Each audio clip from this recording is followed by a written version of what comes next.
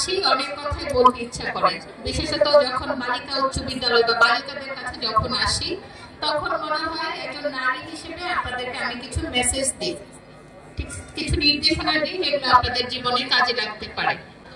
হাইমচর এমনিতেই খুব দরিদ্র এবং অনুন্নত একটা উপজেলা। এই স্কুলটাও অবকাঠামোগত দিক দিয়ে বিভিন্ন দিক দিয়ে এখনো উন্নত অবস্থায় পৌঁছাতে পারেনি। আর্থিক সমস্যা আছে, এই জনপদের মানুষের আর্থিক সমস্যা আছে।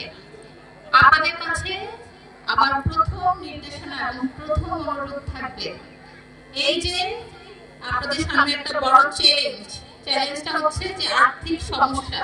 এই আর্থিক সমস্যা যেন আপনাদেরকে পড়াশোনার প্রতি অনাগ্রহী না করে। দেখেন, একজন ঈশ্বরচন্দ্র বিদ্যাসাগরের কথা সবাই শুনেছেন, তাই না? একজন ঈশ্বরচন্দ্র বিদ্যাসাগরকে কি ধরেন কারেন্ট ছিল না, কোনো কিছুই ছিল না, সেটা কি তাকে পড়াশোনা করতে তাকে দমিয়ে রাখতে পেরেছে? সে রাস্তায় যে ল্যাম্প পোস্টের আলোতে পড়াশোনা করেছে, তাই না? যদি আপনি পড়াশোনা করতে চান, জীবনে ভালো কিছু করতে চান, কোনো কিছুই আপনাকে থামিয়ে রাখতে পারবে না। থামিয়ে কি রাখতে পেরেছে কাজী নজরুলকে? দারিদ্রতা কি তাকে থামিয়ে রাখতে পেরেছে? সে রুটির দোকানে কাজ করেছে, গানের দলে কাজ করেছে, কিন্তু সে আমাদের এই বাংলাদেশের জাতীয় কবি, তাই না? একজন প্রেসিডেন্ট ছিল আমেরিকার, যে হচ্ছে বাদাম বিক্রি করত। আমি বলতে চাচ্ছি, জীবনে যদি আপনি সফল হতে চান, আপনি যদি বড় হতে চান, কোনো কিছুই আপনাকে থামিয়ে রাখতে পারবে না। সেই তাড়নাটা, সেই বড় হওয়ার ইচ্ছাটা আপনাদের মধ্যে থাকতে হবে।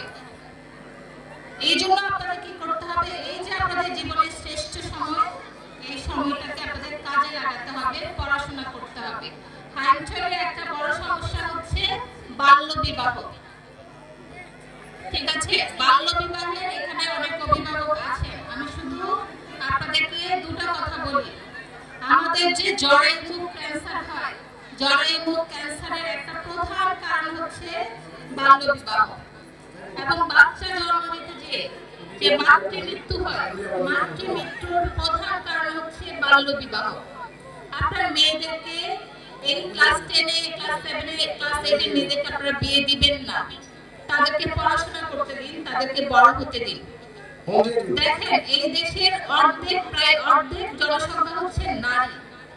এই অর্ধেক জনসংখ্যা যদি পড়াশোনা না করে, তাহলে কি এই দেশ কখনো উন্নত হতে পারবে? শুধু বাকি অর্ধেক জনসংখ্যা নিয়ে আবার এক হাত যদি কাজ না করে শুধু আরেক হাত দিয়ে কি আপনি সবকিছু করতে পারবেন?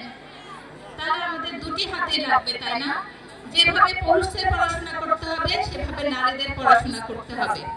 দেখেন, অনেকেই ভাবে, যারা একটু ধর্ম মানে, তারা মনে করে ধর্ম মানলে মনে হয় পড়াশোনা করা যাবে না, মেয়েদের এত পড়াশোনা করার দরকার নেই। আমাদের রাসূল সাল্লাল্লাহু আলাইহি সাল্লামের প্রথম স্ত্রী যিনি ছিলেন, বিবি খাদিজা রাদিয়াল্লাহু আনহা, উনি একজন বিজনেসম্যান ছিলেন, সফল একজন ব্যবসায়ী ছিলেন। আমাদের রাসূল সাল্লাল্লাহু আলাইহি সাল্লামের আরেকজন স্ত্রী আয়েশা রাদিয়াল্লাহু আনহা, উনি যদি শিক্ষিত না হতেন, উনি যদি হাদিসগুলো মনে রাখতে না পারতেন, তাহলে আমাদের কিন্তু শত শত হাদিস কিন্তু হারিয়ে যেত। রাসূল সাল্লাল্লাহু আলাইহি ওয়াসাল্লামের হাদিসগুলো সংরক্ষণ করার জন্য আমাদের পর্যন্ত পৌঁছে যাওয়ার ক্ষেত্রে বিবি আয়েশার একটা বড় ভূমিকা আছে। সেজন্য এটা কখনো মনে করবেন না। রাসূল সাল্লাল্লাহু আলাইহি ওয়াসাল্লাম বলেছেন, জ্ঞান অর্জনের জন্য প্রয়োজনীয় হলে চীন দেশে যাও। সেটা কিন্তু শুধু পুরুষদের জন্য বলেনি, সেটা নারী পুরুষ দুজনের জন্যই বলেছে।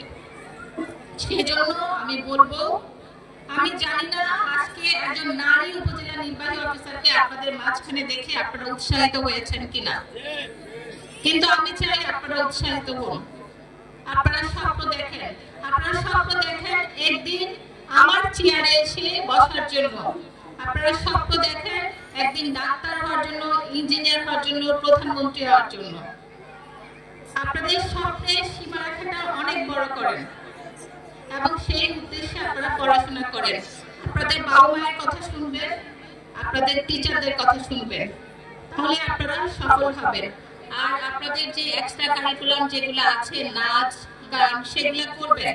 কারণ সারাক্ষণ যদি আপনারা পড়াশোনা করেন, তারপর ক্লান্ত হয়ে পড়বেন। এবং আমাদের এই এক্সট্রা কারিকুলামগুলো জানার দরকার আছে। মানুষ অসম্ভব মেধাবী প্রাণী। আল্লাহ তো বলেছেন, কোরআনে বলেছেন আশরাফুল মাখলুকাত, ঠিক আছে, সৃষ্টির সেরা জীব হচ্ছে মানুষ। মানুষের ব্রেইনের যে ক্ষমতা সেটার 1%ও আমরা আসলে ইউজ করি না। আমাদের 99%ই হচ্ছে আনইউজ থেকে যায়। তো আপনারা চাইলে ভালো করে পড়াশোনা করতে পারবেন, চাইলে মাঝে মাঝে সময় নিয়ে আপনারা নাচ গানও করতে পারবেন। আমি যখন ঋতু মেয়েটার নাচ দেখছিলাম, আমি ভাবছিলাম এখানে কেউ কি কারো কাছে কি সে শিখেছে, সে ইউটিউব দেখে শিখেছে শুনে আমি আসলে খুবই সারপ্রাইজড হয়েছি। মেয়েটা অনেক ব্রিলিয়ান্ট। এর আগে একটা গান গিয়েছে মেয়ে কাঙ্কিতা বাই, তার গানও খুব সুন্দর হয়েছে। তো আপনারা এগুলো করবেন, এগুলোরও প্রয়োজন আছে। এবং সাথে সাথে আপনারা প্রচুর পরিমাণে বই পড়বেন। আমি বই বলতে শুধুমাত্র পাঠ্যপুস্তক বোঝাচ্ছি না, অন্যান্য বই যেগুলো আছে, ধরেন রবীন্দ্রনাথের রচনাবলী, নজরুলের যে রচনাবলী, বা অন্যান্য যা কিছু, সমরেশ মজুমদারের লেখা হোক, ডেল কার্নেগির লেখা হোক, সব ধরনের বই আপনারা পড়বেন। আমি শুনেছি হচ্ছে বিশ্ব সাহিত্য কেন্দ্রের মাধ্যমে আপনাদের কিন্তু বই কিনতে হবে না, বিশ্ব সাহিত্য কেন্দ্র থেকে আপনারা মেম্বার হয়ে বই পড়তে পারবেন। আপনি যদি বড় হতে চান, ধরেন আপনাদের ক্লাসে কম্পিটিশন হয় না, সবাই তো ফার্স্ট সেকেন্ড থার্ড হতে চায়।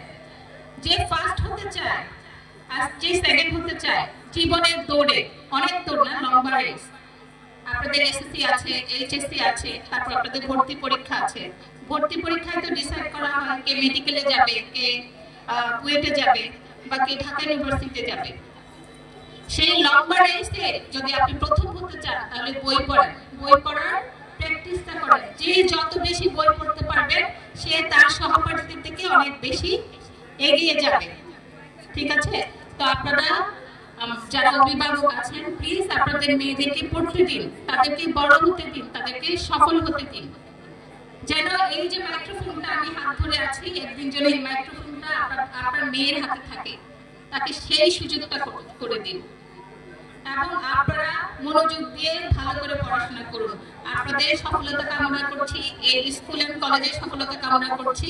আপনারা সবাই ভালো থাকবেন। ধন্যবাদ সবাই।